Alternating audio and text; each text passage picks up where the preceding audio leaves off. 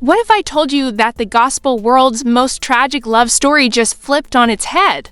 What if I told you that after years of silence, Bishop Rance Allen's wife has finally cracked, and what came out of her mouth is so explosive, so dangerous, that it could unravel the entire foundation of gospel music as we know it? Sounds dramatic, right? Oh, it is. For years, fans were told the same polished bedtime story. Bishop Rance Allen, the man with the voice of heaven itself, simply passed away from complications after a routine medical procedure. End of story, close the book. But here's the problem: his wife has now come forward saying, that's not the real ending, and trust me, the version she's telling is darker, messier, and involves more cover-ups than a politician's scandal file. So why now? Why after all this time would she risk speaking? According to her, the truth has been buried literally, and she can't carry the weight of silence any longer.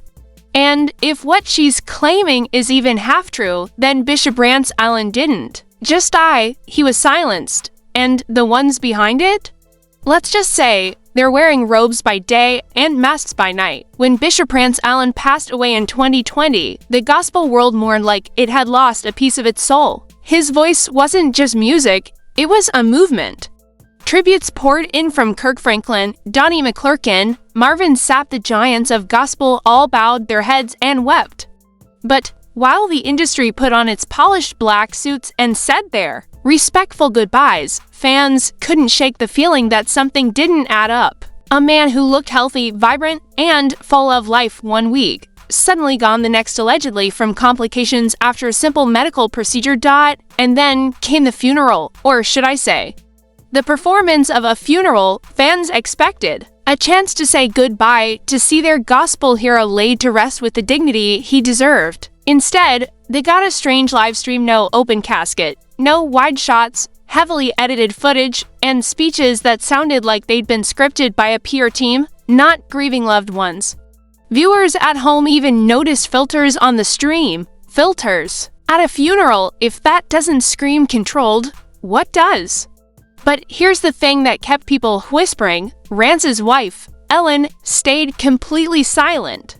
The woman who had walked beside him for decades, who knew his heart better than anyone, barely spoke in public. A few thank you for your prayers posts, and then nothing. Fans assumed she was too devastated to speak, too broken to face the questions. But now, years later, she has finally opened her mouth, and what came out has turned the whispers into a roar. According to Ellen, the official story was just that, a story. A bedtime tale for the masses. She claims that her husband was not taken by natural complications. He was taken because he was about to reveal truths that could have brought down some of the most powerful names in gospel music. And let's be real, if you've paid attention to the way the gospel industry moves, that statement alone isn't as far-fetched as it sounds. Ellen says her silence wasn't her choice. For years, she says she was pressured, threatened, and even handled by church-appointed staff who insisted she go along with the narrative. She says her house was cleaned out before she even returned from the hospital. Rance's laptop, his sermon notes, his unfinished songs, even his voice memos, all gone. And who took them? Not family, not trusted friends. According to her, it was a select group of ministry insiders who swooped in within 48 hours, claiming they were protecting the legacy. Protecting or burying? Now here's where things get messy. Ellen has finally admitted that Rance wasn't just working on new music before his death. He was working on something far more dangerous, a tell-all project. She says he had files, receipts, contracts, bank statements, emails that exposed how gospel artists were being exploited, underpaid, and silenced by the very institutions that claimed to lift them up. And get this, Ellen claims Rance told her outright, if they don't stop me, this will change everything. But they did stop him. At least, that's what she believes. And if you think she's just a grieving widow looking for attention, consider this. Ellen has nothing to gain from telling this story now. In fact, she's risking everything. She says she stayed silent at first because she was scared, not just for her reputation, but for her safety. Imagine losing your husband under suspicious circumstances, being surrounded by handlers who control what you say, what you post, even what you grieve, and then trying to find the courage to speak out years later. That's where Ellen is right now, and the way she tells it, the cover-up was bigger than anyone imagined. Not just one shady executive, not just one corrupt pastor. She claims there were layers, a network, people in robes, people with titles, people with money on the line. She says these weren't just men of God, they were businessmen of gospel, and Rance had receipts that threatened to burn their empire to the ground. But here's the real kicker. Ellen revealed that just days before his death, Rance had scheduled a private Zoom call with two journalists and an anonymous gospel insider. The topic: corruption, abuse of artists. Secret financial deals that funneled millions into the pockets of a select few while starving the very people whose voices built the empire. That meeting never happened. Instead, Rance was in the hospital, undergoing a procedure he never returned from. Coincidence? Ellen doesn't think so. And honestly, neither do a lot of fans who've been piecing this puzzle together since day one. But if you think this is already too much to handle, buckle up, because Ellen didn't just stop there. She went on to expose details about the funeral, the files, and even a haunting voicemail that Rance left just 2 days before he passed. And once you hear what she claims that voicemail said, you'll never look at gospel music the same way again. But here's where the story gets even darker. Because just when everyone thought this was about grief, sickness, and unanswered prayers, Rance Allen's wife dropped the bombshell that there was paperwork hidden from her, paperwork that allegedly showed Rance didn't just collapse out of nowhere. He might have been pushed into an early grave, and the receipts? They came straight from hospital staff who whispered that certain family-approved doctors didn't even want her in the room when decisions were being made. Now pause right here and let that sink in. Imagine being the wife of a gospel legend, married for decades, standing helpless outside hospital doors while strangers decide what happens to your husband.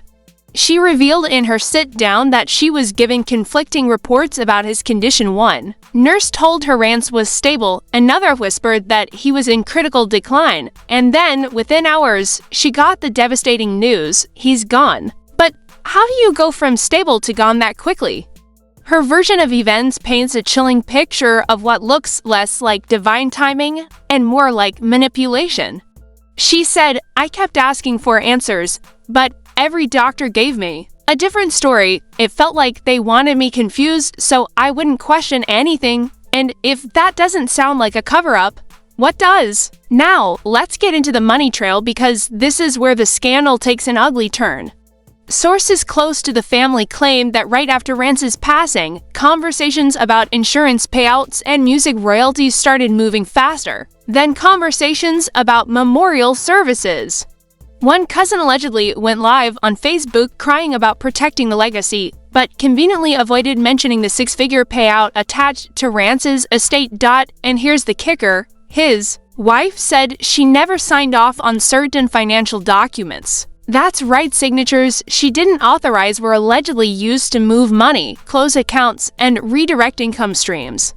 Which means somebody had access, somebody had motive, and somebody was getting paid while she was still in mourning. Now, if you thought this couldn't get more shocking, buckle up. Because Rance's widow revealed that a close associate, someone who'd been around the family for years, was spotted trying to clean out his personal office just days after the funeral. She described walking in, seeing files pulled from drawers, and even a box marked unreleased music masters being shuffled into a car trunk. When she confronted them, they acted like it was for safekeeping. Safekeeping? Or stealing, you decide, but the internet didn't wait for facts, they exploded. Gospel fans, church members, even other artists like Dorinda Clark Cole and Shirley Caesar were dragged into speculation threads on Twitter. People started asking, why didn't the church speak up sooner? Why are all these secrets just now coming out?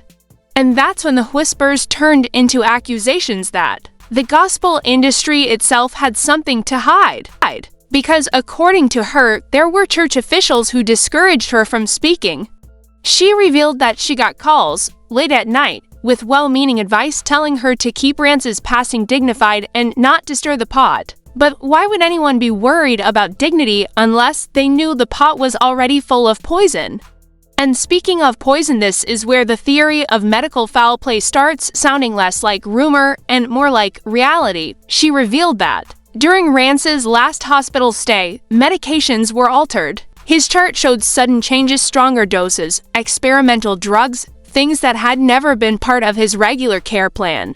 And every time she asked, she was told it was routine, but the last nurse she spoke to right before he passed allegedly said, "This isn't routine. Someone signed off on this who shouldn't have." Let's stop right here. Who had the power to sign off on experimental treatments without the wife's consent?